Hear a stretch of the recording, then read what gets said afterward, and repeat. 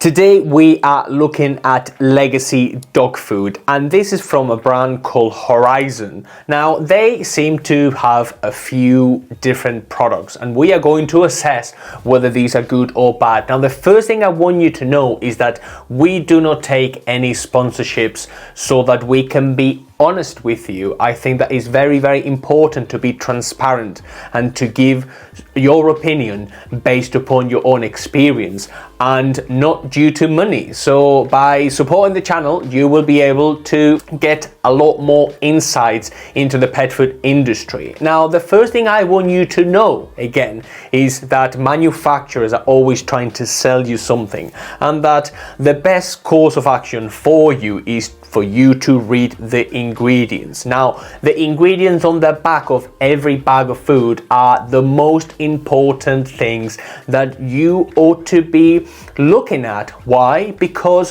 what goes into the blender, the actual ingredients, the raw materials, are the most important bits in your dog's diet. At the end of the day, ingredients do matter the most, and that's what we are going to be looking at. And the first recipe I want you to look at is the Legacy Farm Country Blend grain-free. Now this is a grain-free recipe, but remember, the grain-free these days is a bit redundant. It doesn't really mean anything, because manufacturers can swap rice or whatever other grain for sweet potato or peas, and you are still paying for something which is quite low quality. So 30% rice and 30% potato are not just as bad, but they are there or thereabouts. So by them saying grain free, that doesn't necessarily mean better, just so you know. Now the first thing I do not really like about this food is the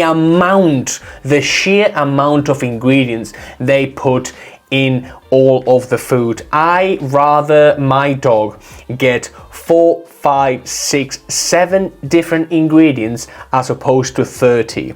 And so you can see here that all the additives and everything that goes into the blender, they are in my opinion quite a lot, and it's something that I do not like straight away. First few ingredients are chicken and chicken meal, turkey meal, and that is it whenever it comes to protein and animal protein. Now chicken is quite vague, chicken meal is even more vague, and turkey meal is even more vague. So we are not talking about fresh chicken, or we do not know where that turkey meal is coming from. We then have peas and pea flour, and then chicken fat. We then have salmon meal, comes down on the second tier, and red lentils, chickpeas, flaxseed, egg product, not egg but egg product. I'm not really sure what egg product means.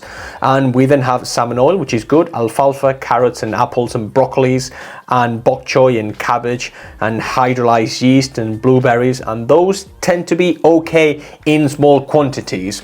We see that chicken meal, turkey meal and salmon meal are okay, but the pea flour, the chicken fat which is preserved, the red lentils and the chickpeas, those tend to be the filler. They tend to be the ingredients that this manufacturer has decided to add to the blender. What do I think about all the ingredients? Well, let's look at the next recipe, shall we? We are looking at the Legacy Prairie Vista Red Meat Blend, and again, this is a grain-free product. We can see pork and pork meal, which are the main protein sources. They are animal proteins, and I like the first few ingredients to be animal sources.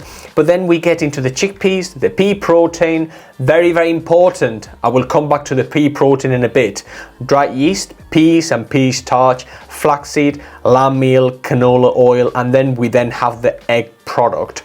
Not egg, but egg product, whatever that is. And again, we have a tremendous amount of ingredients, supplements, vitamins, and things that I rather not see in pet food, because if you eat a chicken breast, you don't really need any other additives. Nutritionally, the chicken breast should give you everything you need, and you shouldn't be adding a list this long of additives in order for that chicken to be a complete meal or to give you all the benefits of chicken. So think about that whenever manufacturers tell you whatever they want to tell you. Now, coming back to the pea protein, a lot of these dog foods will say, oh, the crude protein is very, very high. It's a high protein food. Now, where is that protein coming from?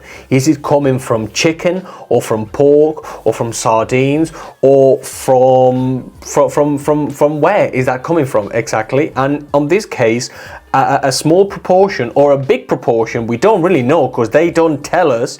That's the most important thing, is coming from pea protein. So pork and pork meal could comprise a very small amount of the recipe, and they could be pumping up the protein content with pea protein, and that's something a bit concerning, because I do not know you, I want my dog to get all their nutrients or as many nutrients from protein sources coming from animals. We are talking about all those beautiful amino acids that animal protein does for our dogs and gives our dogs. And on this occasion, we see pea protein and a lot of additives and things that I wouldn't really like to see. In addition, these foods, a big sack of these foods will set you back about $90 wherever you are. And in my book, that's quite pricey for a dog food that claims to be grain-free and at the upper echelon of the dog food nutrition scale. So that if you are going to feed this food, or if you are feeding this food, you have to really look at all those ingredients and see and assess whether those ingredients are biologically appropriate for your dog. What do I mean? That means that if your dog were left to their own devices, will they be out there eating vitamin B3 supplements, for example? They wouldn't. They would just eat a whole mammal and that would be it. So we should try to mimic, we should try to replicate what our dogs would eat in the wild. And in my opinion, peas and pea flour and red lentils and chickpeas aren't really a part of a dog's biological diet. And I am not on board with some of these ingredients. Egg product is not the same as fresh eggs, and chicken meal is not the same as fresh chicken. And so what do you think about these food? Have you had a good experience, or have you got any further insights that you can give me? Let me know in the comments. And if you want to know more about what's good and what's bad for your dog, and you are really interested in the best food for your dog and what goes into making a really good food, I want you to watch this video next.